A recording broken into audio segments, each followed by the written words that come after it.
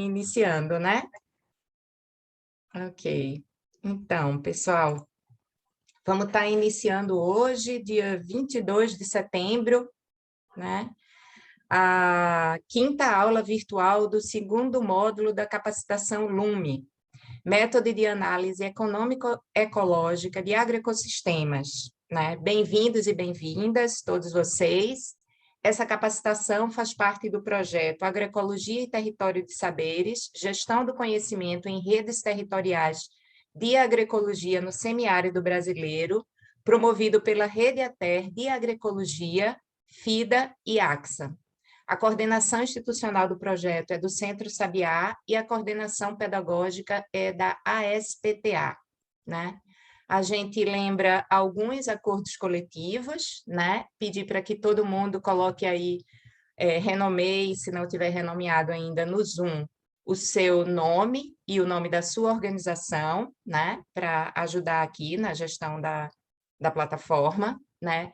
Manter os microfones desligados e só ligar no momento da fala. Perguntas e dúvidas, colocar no chat, que os monitores vão estar, no devido momento, trazendo essas questões, e também no momento que a gente abrir para o debate, né? Essa aula está sendo gravada, acho que todo mundo já recebeu aí a mensagem, e eu vou colocar aqui no chat a lista de presença, para a gente poder, para todo mundo aí ir assinando e colocando seus dados. Beleza? Bom, minha gente, eu, há uns dias atrás, tinha colocado aí no chat da coordenação, né, convidando alguém de alguma organização para fazer uma mística hoje, para a gente estar compartilhando esses processos. Mandei ontem de novo, mas não vi ninguém se colocar. Então, eu sei que está todo mundo muito aperreado, é muita coisa, né? Segundo semestre é sempre um semestre bem difícil aí para as organizações. Mas aí, lembrando que neste domingo, né, Paulo Freire fez 100 anos, né? E aí eu trago um videozinho, né? Aquela coisa, aquela metodologia assim mais tranquila para a gente. Trago um vídeo, né, de um grupo de educadores da CEAL, né, que fez uma carta, uma ciranda, que é uma carta a Paulo Freire, né, um pouco respondendo à carta aos educadores, aos professores e professoras que Paulo Freire escreveu há um tempo atrás. Aí eu vou pedir aqui que... Cadê? Darlington, projeta aí a ciranda. Acho que muita gente já conhece, que já circulou muito esse vídeo. Beleza, vamos lá. Simbora.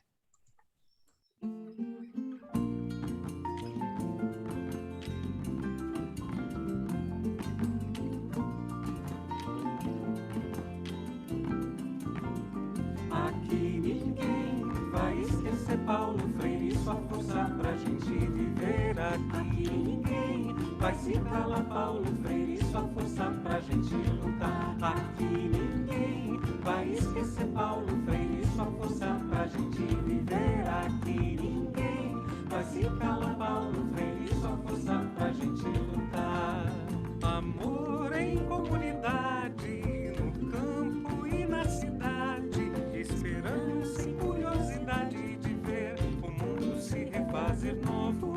Palavra e coragem do povo. Aqui ninguém vai esquecer Paulo Freire, sua força pra gente viver. Aqui ninguém vai se calar Paulo Freire, sua força pra gente lutar. Toda a sinceridade, com garra e humildade. O aprendizado do ensinante ao ensinar repensa o pensado, repassa o passado, rebate a mentira e coloca a vida em primeiro lugar. E coloca a vida em primeiro lugar.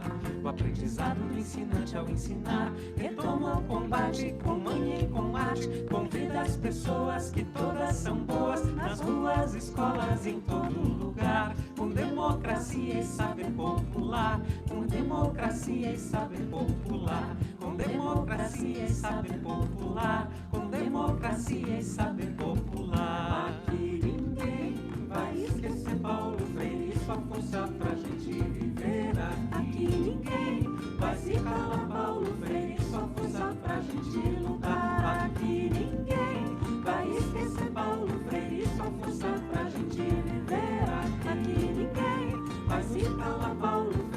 só força pra gente lutar.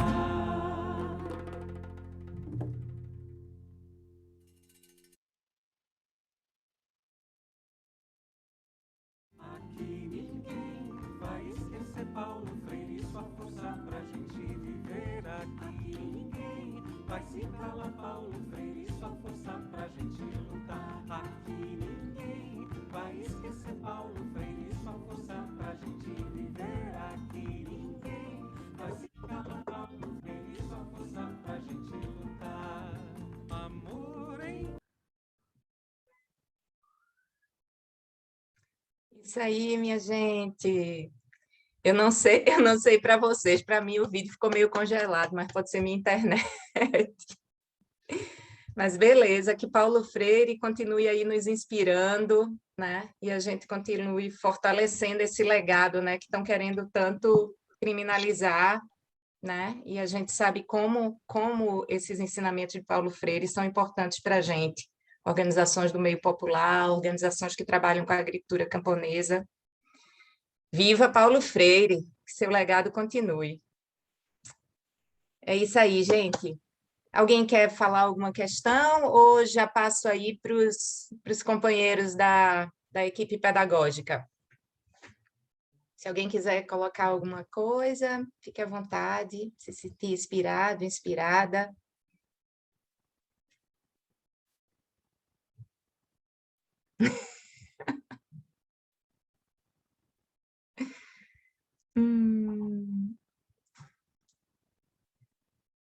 Vitor? Oi, Maria, eu escrevi aqui no, no chat. Ai, lê para a gente.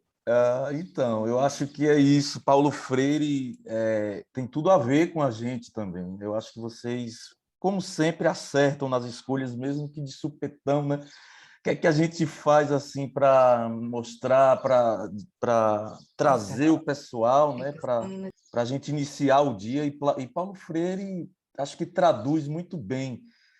Quando eu digo que mexe, é até uma experiência pessoal minha, né? Que na época de faculdade eu me arriscava em dar umas aulinhas e depois foi que eu fui ler Paulo Freire e vi o quanto que eu poderia fazer diferente, né?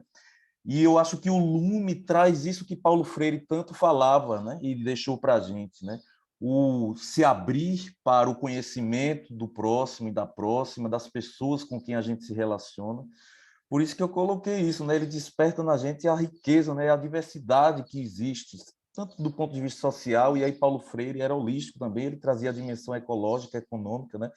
Aquela frase que o Sabiá até usou, né? Não basta que, eu não sei se era Júlia, a personagem que ele colocava, que Júlia saiba como é que a uva foi produzida, mas em que contexto social Júlia se encontra inserida, como é que a uva foi produzida, quem produziu a uva, enfim. Paulo Freire é mil, é fantástico, é pernambucano, é nordestino, é brasileiro. É isso. E quem se apropria da riqueza gerada por essa uva, né? Que é, acho que, muito mote que a gente está discutindo, né? Nessa temática dos mercados territoriais. Beleza, gente. Beleza, Vitor. Obrigada. E de Recife, Darlton ainda diz aqui, pense no povo bairrista, esses Recife. Ô, Maria, Digo nada. Oi. só para a gente não começar, bom dia, pessoal, só para a gente não começar sem também ter uma poesia lá do Sertão do Pajeú, só uma estrofezinha bem rápida aqui. Eu disse, aprendi da maneira mais sensata a lidar como a vida me aborda, tanto sei dar um nó em uma corda, como sei dar um nó numa gravata. Eu me viro plantando até batata, que humildade é um princípio que constrói. Muitas vezes a vida bate e dói, mas só cai alicerce sem tijolo, e é preciso ter casca e ter miolo, que madeira de lei o pino rói. Bom dia, pessoal. Vamos lá. Bom dia, Orlando. Obrigada, obrigada aí pela poesia ageuseira. E aí, companheiros da equipe pedagógica, simbora com vocês agora para apresentar a programação do dia. Quem vai ser? Eu, Maria. Denis, Luciano. Paulo, Sinara, Eu. Luciano. Isso. Bom dia, Luciano. Bom Simbora dia, aí, a bola está Maria. contigo. Bom dia, minha gente. Bom, aqui ninguém vai esquecer Paulo Freire, com certeza. Acho até que nesses 100 anos ele está saindo fortalecido, porque muita gente que não conhecia Paulo Freire ouviu falar tanto mal dele por esse povo que agora está querendo saber quem é esse velhinho que fez muito por nós e deixou um legado enorme para todos nós, né? E está expressa na poesia do Orlando também, né, Orlando? Que está enraizada na experiência de vida no Pajeú, e que é isso, né? É a construção que a gente está fazendo aqui também com o Lume. Beleza. Bom, pessoal, nossa quinta aula é uma aula, é a aula derradeira do segundo módulo, né? Que a gente está focado, né, nesse esforço de explorar um pouco os exercícios de análise quantitativa do método. E eu vou apresentar rapidinho para a gente a programação, para a gente já iniciar aqui essa nossa conversa, né, nossa manhã hoje. Então, deixa eu abrir aqui para eu poder enxergar aqui. Então, gente, o que é esse módulo hoje? Primeira coisa que a gente pensou, né? A gente tem aí esse momento de abertura, mas o nosso foco pela manhã vai buscar trabalhar dois aspectos importantes do debate que a gente já tem feito, né? De um lado, a gente quer aproveitar que a maioria das equipes foram a campo, já coletaram dados, e uma parte, né, uma boa parte das equipes conseguiram já produzir gráficos de análise econômica e ecológica dos seus casos. Então, a gente vai fazer um exercício aqui de olhar para esses gráficos e voltar a fazer um exercício de interpretação do que esses gráficos que a gente produz no Lume, são muitos gráficos, vocês viram, o que eles dizem, né? O que eles estão querendo informar sobre a economia a partir de uma perspectiva ecológica e também a partir de uma perspectiva feminista dos agroecossistemas. Então, é um pouco esse vai ser o nosso exercício primeiro. Mas também a gente sabe que todo o esforço de coleta de dados a campo e de lançamento dos dados gerou muita dúvida também, né? De lançamento, onde lançar, e a gente vai, ainda no final da manhã, também tocar um pouco nesse assunto. Como é que a gente pensou a metodologia? A gente tem duas organizações que conseguiram preencher, fazer um bom preenchimento dos estudos e que se dispuseram a apresentar os casos para a gente e que a gente desde já agradece o esforço, né, porque de montar essas apresentações, de trazer para a gente para socializar. Então, a gente vai abrir com uma apresentação do caso da família da Luciele e do Júnior, de Santa Maria de Cambucá, Pernambuco, assessorada pelo Centro Sabiá. A ideia é que eles façam uma apresentação dialogada. Então, eles farão uma apresentação e, a partir dos dados econômicos apresentados, a gente vai abrir uma conversa sobre o que a gente está interpretando, quais são ainda as dúvidas sobre a interpretação dessas informações que estão nos gráficos, né? Esse então, é uma apresentação que vai até às 10h30, a partir de daqui a pouco, né? A gente vai fazer isso, eu acho que Orlando e Juliana farão essa apresentação para a gente.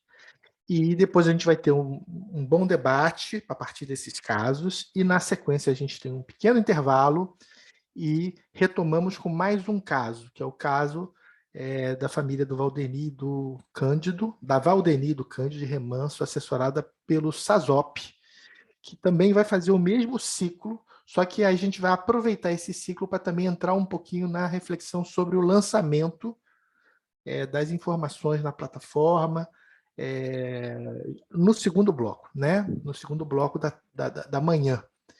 E aí sim a gente entra no ponto 3, que são as dúvidas recorrentes, né, na coleta e entrada de dados. Justamente essa é a parte que a gente espera ainda fazer pela manhã, certo? Na parte da tarde, a ideia é que a gente mantém essa reflexão analítica dos dois casos, tentando fazer uma análise com referência nos dois casos, as trajetórias e os resultados econômico-ecológicos, e entrar em alguns indicadores também em cima desses mesmos casos sobre intensificação e aumento de escala. Isso na parte da tarde vai até às 15h45, temos um intervalo, e depois, a partir das 16 horas, gente, a gente vai ter que fazer uma conversa mais de planejamento, pactuação e encaminhamentos para os próximos passos, né? Já preparando o terreno para o nosso terceiro módulo, assim como demandas ligadas aos estudos e sistematizações dos mercados territoriais, certo? E, ao fim, avaliação e planejamento. É essa a programação. Não sei se alguém tem dúvidas ou se está tranquilo, mas se estiver tranquilo, a gente pode encaminhar. Dúvidas? Acho que não, né, gente? Bom, então a gente vai abrir aqui com esse a primeira apresentação do estudo de caso. A gente vai convidar o Sabiá, e junto comigo aqui para ajudar aqui nesse diálogo também, a Lilian vai estar coletando aí as perguntas no chat, dúvidas no chat, questões, e o Paulo vai também dar uma mão para ajudar na interpretação depois nesse diálogo. Mas a ideia, gente, agora é que a gente possa, é o momento da gente tirar as dúvidas, colocar o que a gente estava vendo, está conseguindo entender os gráficos, então é o momento de fazer perguntas mesmo, sabe? A gente precisa bem explorar essa etapa, porque a gente está consolidando esse momento da análise econômica, e a gente sabe que os gráficos têm uma complexidade analítica, que são exercícios que a gente tem que fazer de forma permanente. Ok? Tranquilo? Podemos seguir? Sabiá, quem que vai assumir a condução da apresentação da experiência? Podemos começar. Tá, bom dia. Só para dizer a vocês que a gente está muito nervoso. Espero que dê certo. Eu vou começar aqui com a apresentação em PowerPoint. A proposta é que a gente contextualize com os dados qualitativos antes da gente adentrar para uma análise dos gráficos gerados pela plataforma. Então, eu vou partilhar aqui a tela.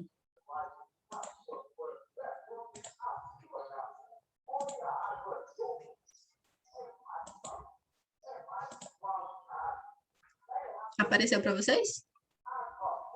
Sim, Juliana, está aparecendo. Sim.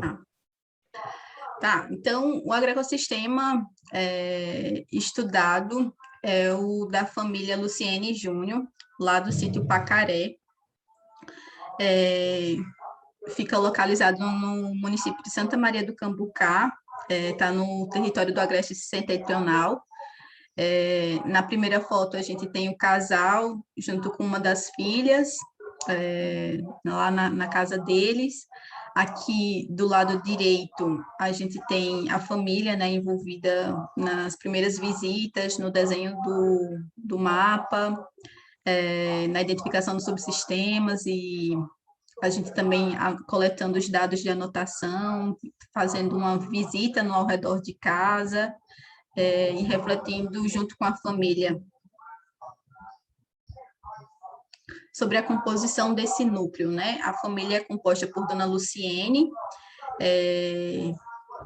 que tem 46 anos, ela reside na própria unidade, tem o tempo integral dedicado ao agroecossistema. Nós temos Júnior, seu Júnior, que é o companheiro de Dona Luciene, ele tem 45 anos, reside e tem um tempo também integral dedicado ao agroecossistema, mas quando surge alguns trabalhos como venda de mão de obra, que a gente chama de trabalho alugado, ele faz alguns desses. Maria Caroline, que é a filha, né? A caçula, tem 15 anos, reside no agroecossistema, tem parte do tempo dedicado ao agroecossistema e ela estuda, está ainda estudando.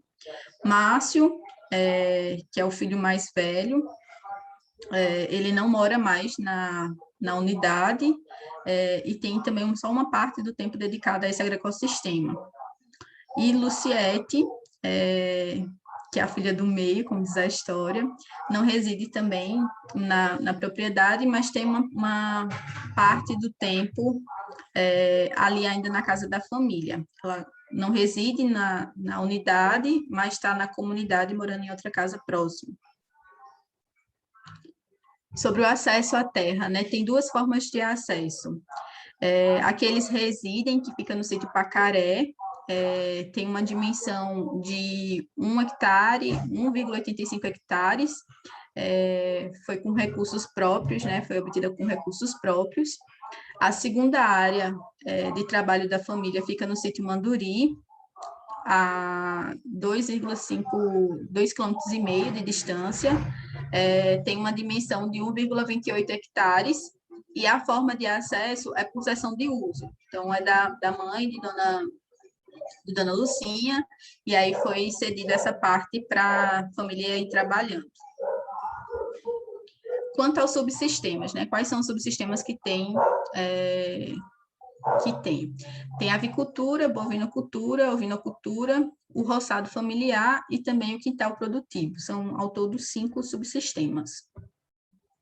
E aí, fotos para mostrar eles, né? O subsistema das galinhas, dos bovinos, curral, né? Onde os animais são alimentados. O subsistema dos ovinos, que são carneiros de engorda. O subsistema do roçado familiar, onde a família cultiva anualmente no redor de casa, fica do outro lado, né? E o quintal produtivo, que de fato é no redor de casa, que tem uma agrofloresta, tem várias frutíferas, tem algumas forrageiras. E aí foi uma das atividades que a gente, enquanto Sabiá, fez na área. Enquanto mediadores de fertilidade, a gente tem o silo, a gente tem a cisterna de 52 mil litros, a cisterna de 16 mil litros, a gente tem o sistema de reuso de águas cinzas, a gente tem a máquina forrageira e tem o banco de sementes familiar. Aí fotos, né? A gente tem o silo, a cisterna de 52 mil litros, que é a cisterna calçadão, a de 16 mil litros, o sistema de reuso de água cinza, a máquina, e aqui o mapa de fluxo dos produtos, né? A comunicação do que é produzido, dos produtos que são consumidos pela família, né? Dos subsistemas. Essa é uma família que consome tudo que é produzido na área, e quando há excedente comercializa, mas primeiro vai para casa e aí sobrando comercializa na comunidade. A gente não vai aprofundar dos produtos e insumos porque a gente vai fazer essa leitura nos gráficos. E na sequência, o fluxo de insumos e aí os subsistemas, né, a comunicação entre eles, as várias setas, que eu acho uma lindeza, da ovinocultura, do quintal produtivo, da avicultura, do roçado. Então, do roçado vai a semente para o banco familiar, e essa semente ela é plantada no ciclo seguinte. A família também é beneficiada com sementes de milho e de feijão pelo programa do Estado. Tem também a produção, né, de palha do roçado, que vai para a fabricação do silo, que foi uma estratégia que a família adotou depois que diminuiu a mão de obra, né? Antes contava com a mão de obra do filho, e depois que ele casou diminuiu, então a necessidade de estocar alimento para os animais foi algo fundamental. A economia da família tem forte relação com a criação dos animais de engorda que são comercializados. Então, tem o banco familiar como estratégia de estoque, as tecnologias sociais, como a cisterna, primeira água e segunda água, e a contribuição também da forrageira para beneficiamento, né? Processamento dos alimentos para serem fornecidos para os animais. Então, ela é bem utilizada para moer as palhas, para fazer o xerém. Não sei se Orlando quer comentar alguma coisa. Não, Juliana, tô contemplado. Eu acho que a gente vai abordar essa história de insumo e produtos, né, de mostrar de fato aí o que são os produtos e insumos lá na plataforma que a gente consegue, inclusive, visualizar os nomes de cada um. Isso. Pronto. Então, dessa parte dos dados foi, aí agora a gente vai para a plataforma. Aí eu vou interromper aqui, porque a gente estava combinado que Orlando partilhar a tela para a gente ir fazendo a leitura juntos. Nem dizia Nonato Costa, é a hora da onça beber água e quem sofrer da pressão que tome remédio. Para isso. Então, Então, estão conseguindo ver? Então, Será que dá para aumentar um tiquinho? eu já ia pedir isso, Melody. Por causa dos números, para a gente enxergar melhor os Dá um números. Ctrl mais, Orlando. Ctrl mais, que a tela aumenta. Deu para ver agora? Melhorou bastante. Melhorou. Tá ótimo. Então, sobre as origens das rendas, né? São três origens. A renda agrícola, que é considerada a renda líquida, que remunera a família. Ela é obtida a partir do valor agregado menos o pagamento de terceiros. E aí a gente tem, nesse ciclo, uma ordem de R$ 14.491,50. A segunda fonte de origem para a família é a pluriatividade, exercida por seu júnior, né, através de trabalho, venda de mão de obra, trabalho alugado. E a terceira fonte é a transferência de recurso, que é composta pelo Programa Bolsa Família, o auxílio emergencial e o seguro-safra. O seguro-safra foi o primeiro ano que a família acessou, ela já tinha tentado outras vezes, mas não tinha tido sucesso. E aí, a gente fez um cálculo aqui, e esse percentual de transferência de renda está representando 31% desse total das rendas. E aí está ligado a esse período pandêmico, porque a família foi contemplada com auxílio também emergencial. Então, desse ciclo, 4 meses teve um valor diferente do que a família normalmente recebe mensalmente, porque o valor foi maior, né, durante 4 meses. Então, ela teve 2 meses de 1.200 e teve mais 2 meses de 600, se eu não estiver enganada, e os demais meses foi com o valor que ela recebe mensalmente de 268, se eu não estiver enganada. Então, acaba tendo essa influência do que foi, do que a pandemia, né, trouxe como algum auxílio para as famílias. Quer comentar, Orlando? Só essa história da pluratividade é o que Juliana falou, né, no slide passado, que é a diária alugada, quando aparece geralmente no inverno, para fazer um plantio em outra área, para fazer uma limpa de mato, aí o pessoal chama seu júnior para trabalhar algumas diárias, aí por isso está essa pluratividade aí. E voltando a essa história da transferência de renda, né, aí mostra o impacto, né, da questão da pandemia durante para a família, né? E uma coisa assim que esse estudo traz é aquela reflexão que foi feita, que foi vetada agora aquele projeto de lei Assis Carvalho, né? Que, ou seja, iria ajudar bastante as famílias nessa questão da pandemia. Vamos lá. Agora a gente vai para o conjunto das produções.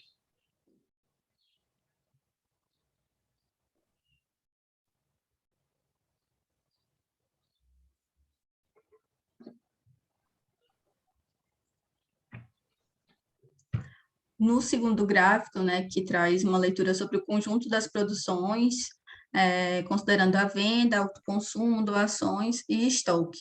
Então, nesse primeiro histograma, a gente tem todas as produções, né, vindas desse agroecossistema, uma lista até comprida, bovinos, ovinos, frutíferas, tem muitas plantas forrageiras, que a família tem uma estratégia interessante, inclusive, de utilizar parte delas como cerca viva, as galinhas aí também participando fortemente da alimentação da família, a água, os cultivos do roçado, hortaliças, plantas medicinais, então estão nesse conjunto de produções do agroecossistema. E aí um valor maior para os bovinos, o valor de mercado deles, de fato, é maior do que outros produtos do agroecossistema, por isso esse valor que acaba sendo maior aí na ordem de R$ 19.200.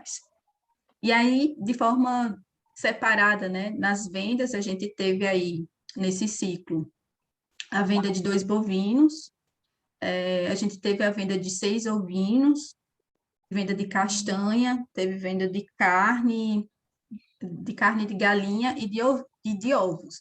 Carne de galinha e ovos é bem pouco as vendas, porque o máximo é consumido pela família. Então, a dona Lucinha, inclusive, traz isso. Eu nunca comprei uma galinha de granja. Deus me livre desse momento. Então, garantir primeiro a alimentação da família. Quanto ao autoconsumo, é isso, né? A família garante primeiro o seu autoconsumo de uma variedade bem bacana, né, entre frutíferas.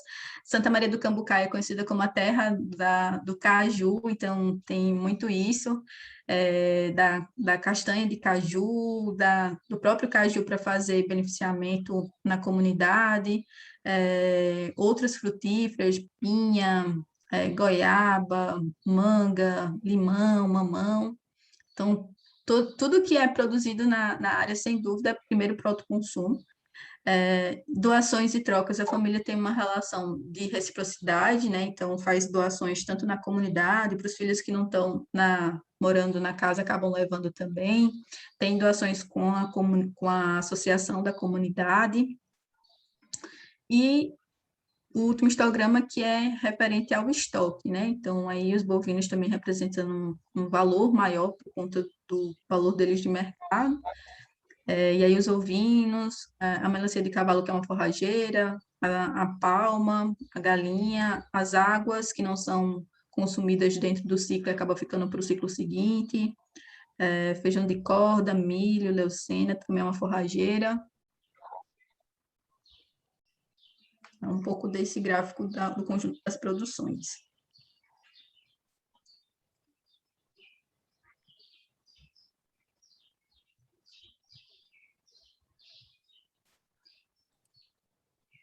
E aí a gente agora vai para o gráfico composição das rendas. Então, nesse primeiro histograma, a gente tem o valor do produto bruto, né, desse ciclo. Então, está na ordem de R$ 36.215,50. No histograma seguinte, a gente tem detalhado o que é que está dentro desse produto bruto. Tu pode passar isso? Então, a gente tem o estoque, né, que está aí na ordem de 18.000, doações e trocas, 2.325, o autoconsumo na ordem de 5.556 e as vendas na ordem de 10.300 e pouco. Então, tudo isso é que está dentro do produto bruto, né? Considerando estoque, doações e troca, autoconsumo e venda. No histograma seguinte, a gente tem a renda bruta. A renda bruta, ela não considera o estoque, porque o estoque ainda não ganhou valor. Só que na renda bruta, uma parte dessa renda é utilizada para comprar recursos que vão gerar renda. Então, a gente precisa calcular a riqueza desse ciclo. Por isso que a gente vai calcular o valor agregado. E aí, o valor agregado é a renda bruta menos o consumo intermediário. Então, quando a gente tira o consumo intermediário, que está na ordem de 1.690, a gente tem um valor agregado de 16.525,50. Então, esse é a riqueza gerada nesse ciclo, a partir dos trabalhos da família. No quarto histograma, a gente tem o valor agregado territorial, ou seja, a gente quer saber dessas riquezas o que foi que ficou no território. Então, a gente vai calcular a partir da renda bruta menos os consumos intermediários fora do território. E aí, a gente tem de consumo intermediário fora do território 1.690 e a gente tem um valor de 16.525,50. Ou seja, como o valor está igual ao histograma anterior, isso está dizendo que a riqueza está ficando no território, não está indo para fora do território. No histograma seguinte, a gente tem a renda agrícola. E aí, a renda agrícola, ela é calculada a partir...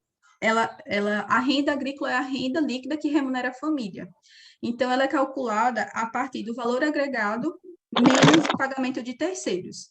Então, no histograma, a gente consegue perceber que tem 1.584 de pagamento de terceiro, de consumos intermediários 1.690, e o líquido, a renda líquida, está na ordem de 14.491,50. E no último histograma, a gente tem aí a renda agrícola monetária. Na renda agrícola monetária é justamente o que, de fato, foi vendido. Então, a gente acaba não considerando o autoconsumo, as doações, apenas o que foi vendido. Então, acaba fazendo essa separação do custo produtivo. O custo produtivo, ele vai considerar os consumos intermediários mais o pagamento de terceiro. Então, quando a gente faz essa somatória, resulta aí na ordem de 3.274, e, de fato, de renda agrícola monetária, R$ 7.060,50. Então, essa é um pouco da leitura da composição das rendas. Não sei se a Orlando quer trazer alguma coisa. Bom, agora eu acho que é um pouco do A debate. pausa para a interação, né? Exatamente, gente. Primeiro, Não afinado, então. primeiro, parabéns aí pela apresentação, foi ótima. Para quem estava nervoso, mandou muito bem. Bem completa, bem explicada. E é isso, a gente achou que é bom fazer um primeiro intervalo nessa primeira sequência, Juliana e Orlando, para que a gente possa fazer uma interação a partir do que a gente já viu, porque são gráficos que exigem um esforço de interpretação. Então, eu começaria a perguntar para vocês mesmo do Sabiá, né, para a Juliana, para o Orlando, para a própria Maria, em relação a a análise e interpretação desses gráficos, como é que vocês estão vendo, que dúvidas, que dificuldades vocês veem como as mais delicadas de compreensão, e a gente poderia depois abrir para os demais. O que vocês dizem? Orlando, Juliana, Maria, tem mais alguém do Sabiá aí que está acompanhando a pesquisa? Que era bom escutar vocês, né, que estão acompanhando. Ou está tudo tranquilo? Tá. Não, dizer assim, né, que a gente consumiu muito o juízo de Paulão, inclusive a gente entrou também nos domingos, nos sábados, enfim, nos feriados, dia 6, a gente teve feriado aqui no Sabiá, né, dia 7 tem outro feriado, a gente decidiu compensar horas, e a gente teve que parar para ver essas questões todinha, principalmente essas questões de entender essa nomenclatura, né? Essas siglas. Paulo ajudou bastante. A gente teve a oficina bilateral, que foi de suma importância. No início, a gente estava colocando para as pessoas comer melancia de cavalo, até Paulão deu uma risada, achei a filha comendo melancia de cavalo, então assim, foram várias coisas que a gente teve dúvida, né? E, assim, agradecer a Paulão e a Juliana, porque consumiu bastante tempo da gente, mas a gente ainda tem uma série de dúvidas, né? Que essa questão do insumo, estoque, a questão do insumo que eu falo assim, né? A reserva de insumo do período anterior, como é que a gente vai contabilizar isso? E os animais? Que aí Paulão disse, não, mas os animais ficam ali para o próximo ciclo e tal. Eu disse, não, mas eles criam para engordar e no mesmo ciclo vende. Então, foram essas duas que a gente tiver. A Juliana pode elencar mais aí. E Paulão também pode trazer aí também as principais dúvidas, que a gente também aperreou bastante, muito ele, essa história aí. Foi. Primeiro dizer que, de fato, tem sido uma aula. E os dados econômicos, eles acabam trazendo uma leitura que, qualitativamente, talvez você não dê tanta importância. E aí, quando a gente alimenta os dados e vê os números, e alguns deles a gente viu junto com as famílias, junto com a família, foi bem bacana, assim, o quanto que representou o autoconsumo para eles. E a gente refletia assim, olha, mas imagina se não tivesse isso aqui, tudo isso tivesse que ser comprado fora. Assim, não, a gente não ia ter. E aí concordo com o Orlando, a oficina bilateral foi uma chave de virada, eu inclusive conversava isso com o Orlando, que sem a oficina bilateral a gente não tinha conseguido, porque quando a gente assiste a aula, tá tudo sob controle. Quando a gente vai para campo e volta para alimentar a plataforma, aí não tem mais controle nenhum, porque a gente diz, e agora, como é que a gente vai? E aí, destacar que a gente acessou muito Paulão como monitor, a oficina bilateral foi, 3 horas, assim, travadas, mas foram fundamentais, porque a gente estava com muita dúvida sobre os insumos gerados e sobre os custos sistêmicos, então, não estava fluindo direito os gráficos, porque isso acaba interferindo muito, e também porque a gente... a história dos conceitos, né? A gente precisou se debruçar sobre os conceitos para entender direitinho o que era cada questão. E outro recurso que a gente acessou que fez total diferença foi um vídeo mostrando o passo a passo de alimentação da plataforma. Assim, sem aquele vídeo, a gente não tinha conseguido chegar até aqui. E a gente, todo o tempo, não, vamos olhar lá no vídeo como era que estava fazendo.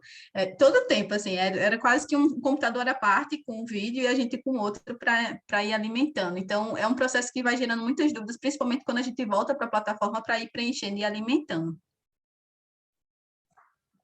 Muito bom, Juliana e Orlando. Acho que vocês, inclusive, conseguiram dar vida aos gráficos, porque os gráficos eles estão falando da história de uma família, né?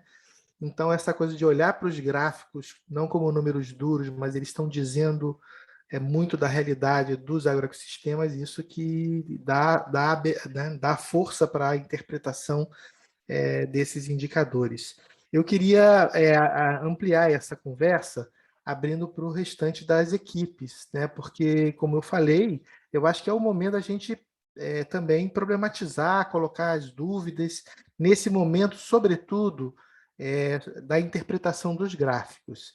Eu não sei se tem alguma coisa no chat, mas assim, quem mais tem questões para falar, a gente precisa hoje aproveitar bastante para conversar sobre esses gráficos, e não é uma, como Juliana e Orlando comentaram, né? Às vezes, para se apropriar dos conceitos, cada um dos indicadores,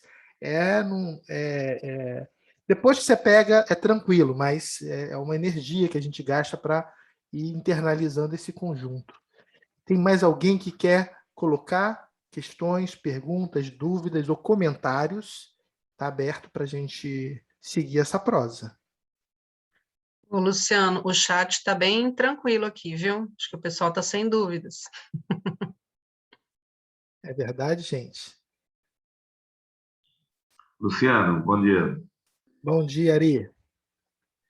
Veja, naquela planilha que você disponibilizou em Excel, aí a gente preencheu ela com alguns equívocos. Aí o Paulão ajudou demais no momento da oficina bilateral. Que até então, assim, né, a gente tinha uma compreensão, por exemplo, a palma que ficava, que é um estoque, na verdade, né? Está na roça, é um estoque vivo, a palma. Então, a gente colocou na parte de estoques. E aí, na oficina bilateral, aí o Paulão deu uma esclarecida nisso, né? Porque o estoque lá são produtos que são autoconsumidos pela família, que são doados e que são vendidos. Mas ficou legal. Mais na frente, tem produtos e insumos na tabela em Excel. Então, a minha dúvida é, a gente alimenta essa planilha em Excel porque foi, na verdade, o insumo que foi consumido nesse período, nesse ciclo, é isso? É isso. Não sei se eu entendi o que você disse, mas a tabela de produtos e insumos é insumos consumidos, está correto?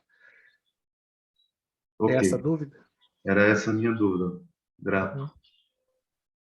A gente vai poder, essa coisa da alimentação também, ainda hoje a gente vai entrar mais em detalhe na alimentação, porque realmente é um tema, essa coisa de o que é estoque, o que é reserva e fluxos, é um assunto que dá o que falar, né? Então, a gente vai poder dedicar. Eu sigo na pergunta, olhando para aqueles gráficos que foram apresentados tão bem pela Juliana e Orlando, alguém quer fazer algum comentário, tem alguma dificuldade? Valor agregado, renda agrícola, custos intermediários, pagamento de terceiro. A Juliana deu uma aula, né? Mas vocês, o que vocês dizem? Ana Cristina levantou a mão, já está escalada. Pronto. Luciano, eu queria só enfatizar, você disse que vai ter, mas eu queria enfatizar. Inicialmente, a gente teve muita dificuldade com relação a especificar o que seria estoque, né?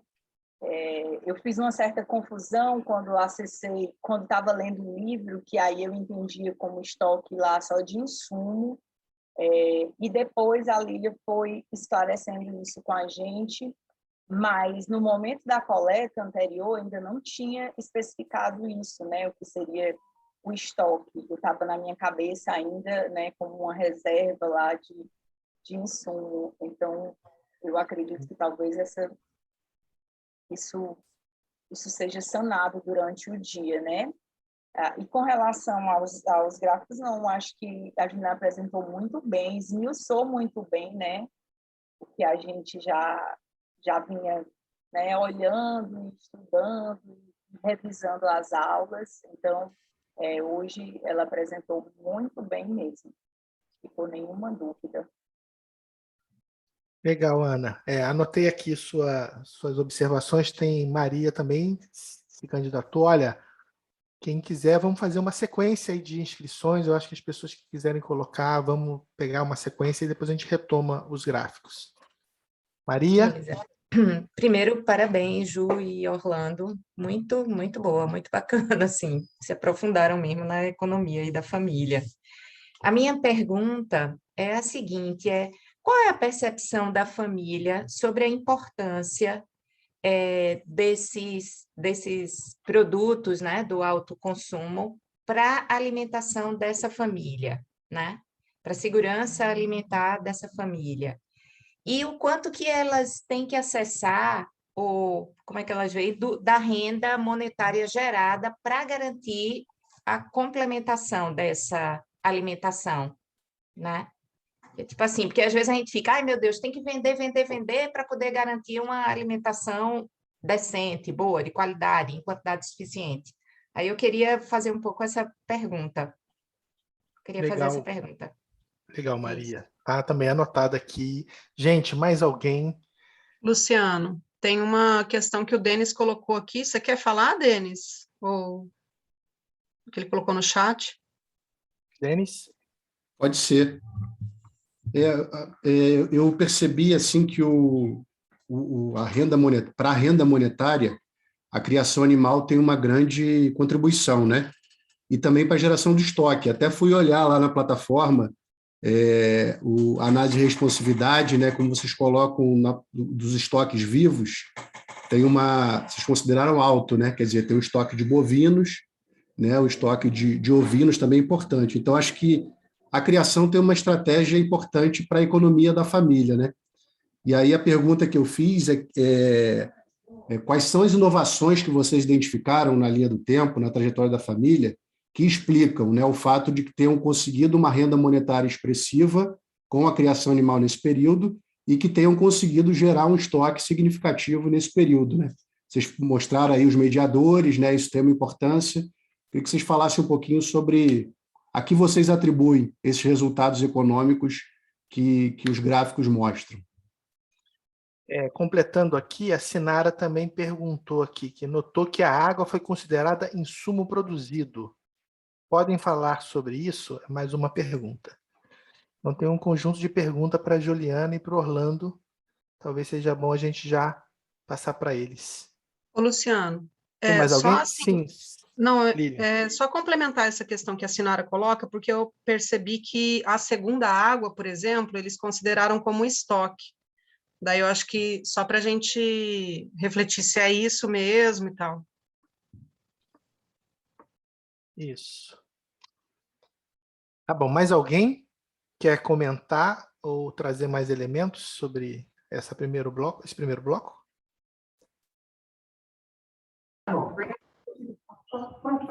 Não sei.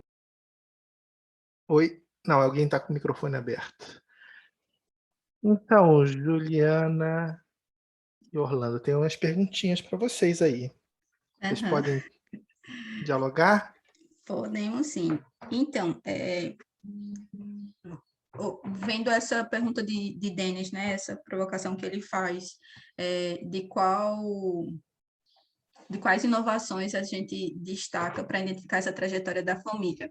E aí a gente conversava, eu e Orlando, sobre quais são as estratégias da família. Então, quando ela diminui a mão de obra, ela passa a fazer estoque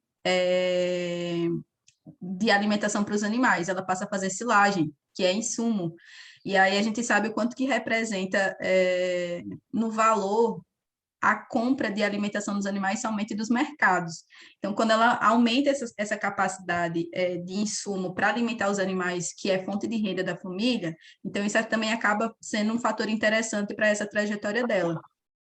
Outra questão também que a gente destaca como insumo, como algo para esse período, as águas cinzas, que aí já entra nessa pergunta de Sinara.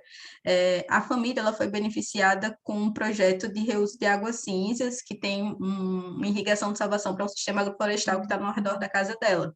E essas águas servidas é fruto do banho, da roupa, da louça, que vai para o subsistema quintal. Então, acaba sendo um insumo que vai fazer uma irrigação de salvação para essa área. E aí, parte da água da segunda água da família, assim como parte da primeira água da família, ela acaba indo como um estoque, porque ela não consegue consumir toda naquele ciclo. Então, acaba indo para o ciclo seguinte. E a gente até fez as contas com a família, foi muita conta. E aí ele dizia assim, mas só vocês mesmo para acertar essas contas, porque a quantidade de água que tem nas cisternas, eles não consomem toda dentro de um ano, fica uma parte para o ciclo seguinte, por isso que ficou como estoque. E aí Maria traz sobre como é que a gente vê junto com a família, como é que a gente percebeu da família refletir sobre a importância da alimentação.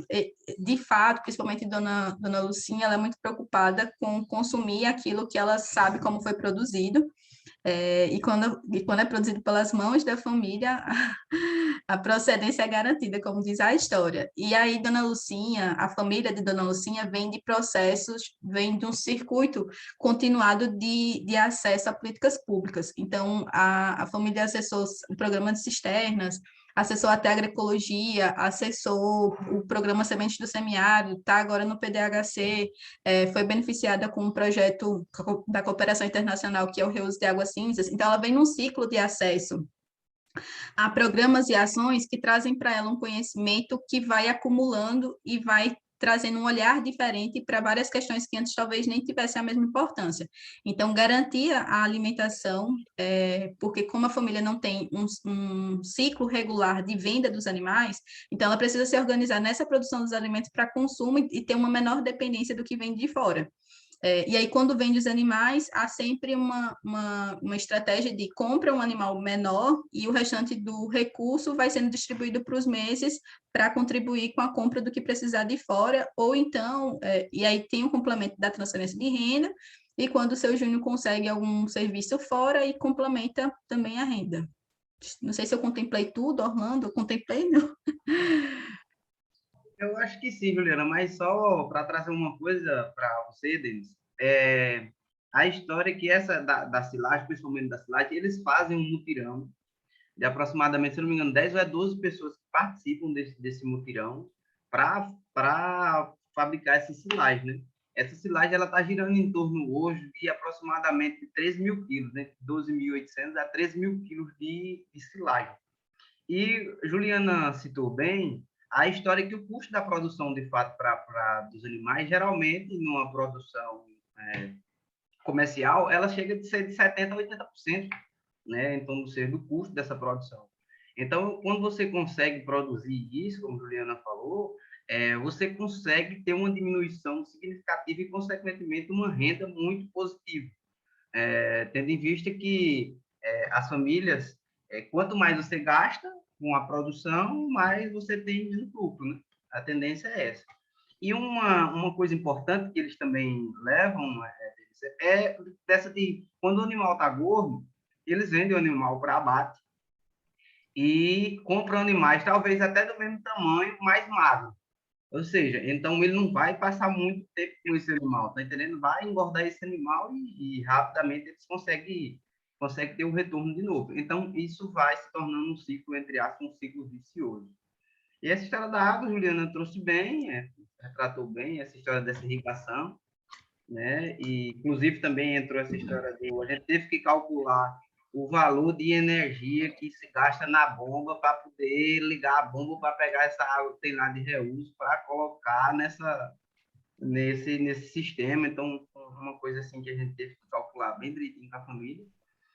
E, Maria, essa história aí da alimentação, eu acho que quando a família passa por uns processos de capacitações, Juliana esqueceu de citar que ela participou do projeto Sementes também, Sementes de Semiárido, que foi um projeto que teve vários intercâmbios, tem um banco de sementes da comunidade, tem associação, tem cisterna telhadão dentro dessa comunidade, né? Então, foram processos que ajudaram a família a entender a importância desse consumo, né, desses alimentos de casa e tá evitando comprar. Obrigado, Orlando e Juliana. Eu acho que essa conversa sobre insumos, tanto essa conversa sobre o que a gente considera como estoque, que é estoque de produtos, né? Isso é um desafio muito grande a gente convencionou uma distinção entre quando a gente fala de estoque, a gente está falando de produtos, ou seja, é a produção que ou é consumida pela família, ou vendida, ou doada. Isso é estoque. Quando a gente fala reserva, que também é estoque, né? Só que a gente usa uma nomenclatura distinta para distinguir, exatamente para separar o que é reserva de insumos, né? Então, tudo que é guardado para ser consumido, né, que vai ser utilizado para reprodução do próprio agrossistema, ele entra na reserva. E aí tem algumas perguntas e dúvidas sobre o tema da água, porque a água ela é produto se a gente considera a água que é consumida pela família, mas a água que é utilizada para irrigação, ela é insumo. Então, isso tem implicações.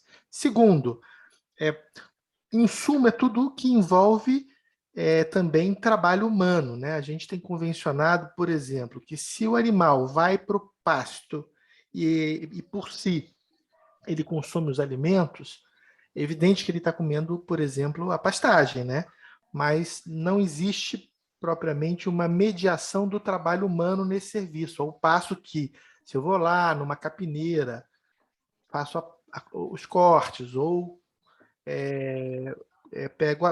cultivo a palma, planto, tem mão de obra, né? Tem trabalho humano associado a esse processo, aí sim eu precifico e quantifico. Então, tem esses aspectos. Eu sugiro que a gente retome isso ainda hoje, mais para frente, tá bom? Aparentemente, a gente esperava perguntas sobre a interpretação do gráfico. Não aconteceu nenhuma. Então, ou todo mundo entendeu brilhantemente, ou vamos ficar com algumas perguntas ainda no ar. Tá legal? Mas como o tempo está muito avançado, e a gente ainda tem 2 gráficos que Orlando e Juliana vão apresentar para a gente, é melhor a gente seguir essa sequência de apresentações antes e depois algumas das perguntas que ainda aqui estão em aberto, a gente retoma mais para frente. Pode ser assim? Orlando, Juliana, vamos para o próximo gráfico? Sim.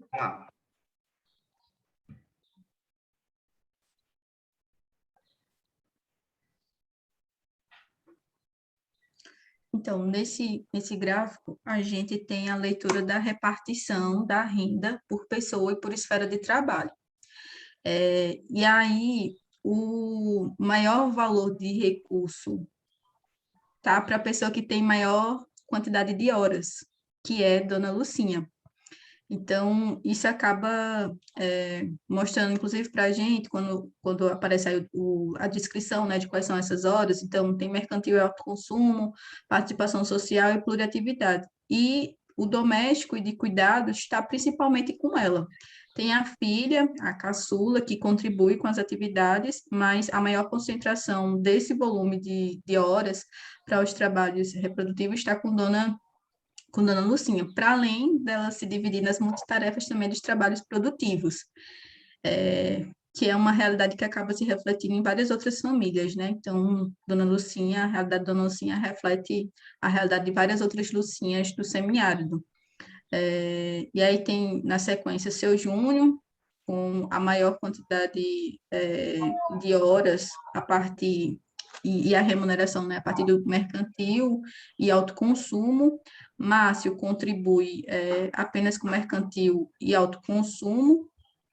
Luciete, uma das filhas, ela mora em outra casa, mas ainda na mesma comunidade, todo dia está lá na casa da mãe, principalmente nas horas das refeições, ela trabalha fora e vem para se alimentar, então contribui com uma parte dos serviços nesse momento do dia.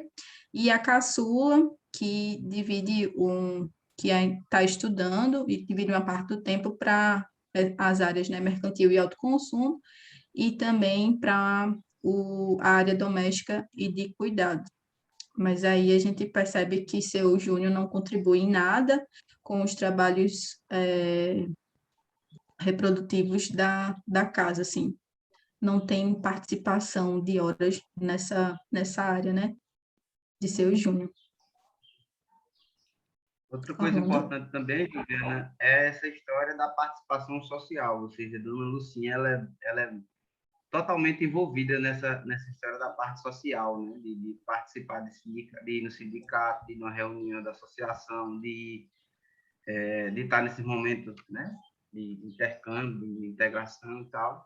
Então, ela tem uma participação, só ela tem, na verdade, né? E as demais pessoas não têm. Então, isso agrega mais ainda, né? Aumenta mais ainda. Agora, era para ser um debate. Não sei se a gente vai para o diagrama síntese, Luciano. Eu acho que vale a pena destacar alguns elementos desse gráfico, né? A primeira ideia importante aqui é que aqui tem uma perspectiva ligada a uma abordagem que é uma contribuição da economia feminista, né? Então, o que a gente fez aqui? Como é que a gente chegou nesse cálculo para avaliar a contribuição da Luciene na geração de riqueza do conjunto do agroecossistema? O caminho do cálculo disso é importante entender para entender como é que a gente constrói essa informação. Ela parte primeiro do pressuposto de que todo o trabalho desempenhado pela família, ele contribui diretamente para a geração da riqueza do conjunto do agroecossistema. Então, isso inclui o trabalho mercantil e autoconsumo, mas também inclui o trabalho doméstico de cuidados, que é essencial para a reprodução econômica, como também da participação social, assim como também o trabalho associado à pluriatividade. Então, a gente pega, primeiro, o valor, a soma dos valores de toda a renda, ou seja, a gente soma a renda agrícola, que é retida pela família, mais a renda da pluriatividade, e divide pelo total de horas trabalhadas por cada um dos membros.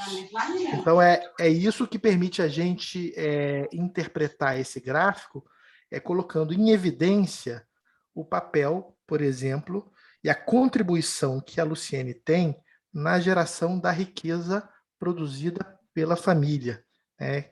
Que além dela, e esse gráfico ele evidencia que Luciene, como vocês chamam Lucinha, né, tem um papel decisivo na própria no trabalho mercantil de autoconsumo, ela também também tem sobre o papel dela um papel central nos trabalhos domésticos de cuidados e um pouquinho de participação social. Confere. Também é possível notar que o trabalho doméstico de cuidados está concentrado na Luciene e nas filhas, sobretudo nas mulheres, né? Isso também é importante a gente notar. Então, assim, esse gráfico ele é central para o debate sobre o papel do trabalho, né? E o papel, numa perspectiva feminista, do ponto de vista da produção da riqueza, ou seja, o papel de cada um dos membros, né? E eu acho que o gráfico traz evidências que merecem, inclusive, uma reflexão nossa. Eu não sei se alguém mais queria fazer... Tem dúvidas, perguntas, comentários? Ô, Luciano, a Sinara colocou um comentário aqui, e depois o Denis. Vocês querem falar, gente? A Sinara colocou aqui que chama atenção o fato da sobrecarga com o trabalho doméstico e de cuidados, né, da Luciene, mas que também ela gera mais renda no trabalho de alto consumo e mercantil. E o Denis colocou aqui que a pandemia deve ter impactado muito no tempo dedicado à participação social, não? E eu imagino que no tempo de trabalho doméstico e de cuidados também. Sim, só respondendo aí, isso impactou de fato, porque as reuniões e as atividades coletivas que estavam previstas, né, principalmente as assembleias de sindicato, as reuniões de associação comunitária, ela praticamente teve pouco, porque o presidente da associação tem a mãe dele é bem idosa, acho que ela já tem quase 100 anos, Juliana pode me ajudar aí, e ele ficou com bastante medo da história dela pegar o corona, e partir. Aí, ou seja, teve uma diminuição também da história da reunião da associação. E, consequentemente, o aumento, né, da carga também de trabalho de Luciene aí dentro do doméstico e de cuidados aí, né?